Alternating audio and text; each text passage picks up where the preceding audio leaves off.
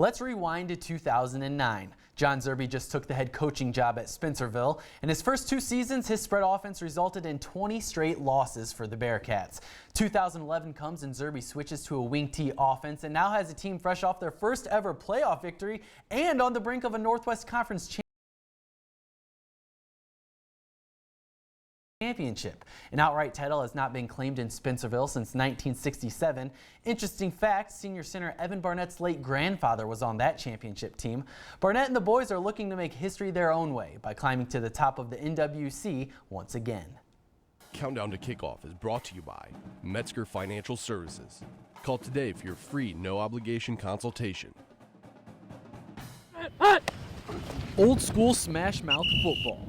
A disappearing style of offense, but for Spencerville, they have held on to football's original ways. We like to be different. We like to be something that the teams have to prepare for that they're not used to. Their wing T style of offense has been around the program since 2007 and has produced results. Just last year, the Bearcats led the NWC in total offense, scoring offense, and rushing with an average of just over 330 yards per game. Our style is straightforward and straight ahead, and the only way that you're going to stop us is to push us backwards. It's a shock to a lot of teams that play those spread offenses that are a little bit slower paced or just don't get all that contact in 4 quarters like we'll deliver. And I've played defense against an offense like ours, and there's no nice way to say it. It sort of stinks to play defense against the wing T. The constant rush attack can affect an opponent's stamina. The aggressive style of football is meant to wear down defenses late in games. We take it to the 4th quarter. We want to wear down our opponent. We just want to keep driving the football,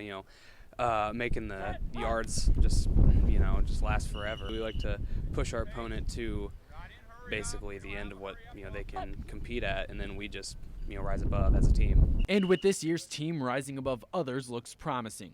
Starting in the trenches, the Bearcats return 6 seniors on their offensive line. The experience up front will give them the extra push needed. I think we're meshing together really well, good team chemistry. People are showing up to practice and working hard, which is all you can ask for at this time of the year. So as long as we keep that up, I think we'll have the success that we want. The backfield also returned second-team All-State running back Zach Goke. As a junior, he produced over 1,400 yards, averaged 140 of them a game, and turned in 23 rushing touchdowns. But Coach Zerby knows all this experience may look good on paper, but it means nothing until the season begins. It's exciting, but the reality is we haven't won any games. Our record is 0-0 right now, and there's reason for excitement, but at the same time, you still have to prepare to win. If we don't prepare, then we won't win a whole lot of games.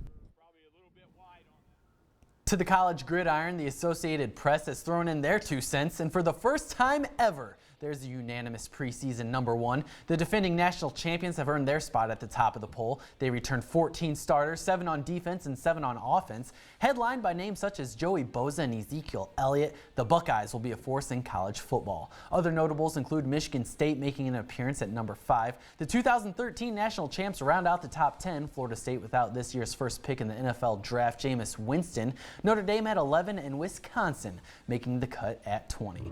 To the diamond, the Indians looking to take the series from the Yankees on Andy Pettitte Day. CC Sabathia on the mound. First inning, Micah Villa sends one deep to left. Takes a hop into the bullpen, though. That's a ground rule double. Carlos Santana shows Avias how to launch one in there without the bounce because he's just so smooth. His first home run from the right side of the plate this season. Yankees later in the 7th would tie it, but on the full count pitch, the man of the hour, Francisco Lindor. Get out of here. That ball has gone to right, and it feels so good. That'd be the winner. The Tribe take the series in the Bronx. Your final 4-3.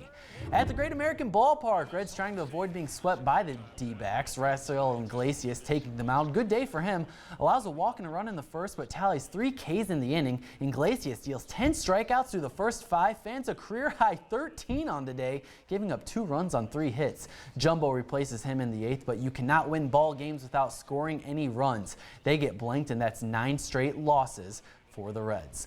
To the links we go. Final round of the Wyndham Championship. Eldrick looking for his first victory since 2013. Scott Brown playing alongside Tiger on the 3rd grabs the 8-iron and lets it fly. From 162 yards out, Brown puts the ball in its home.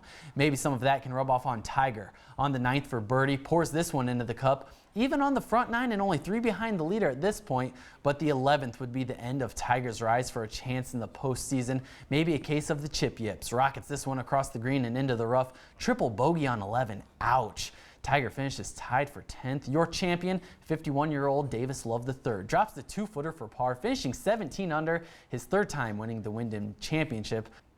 That's all for your morning sports. We'll be right back after this break.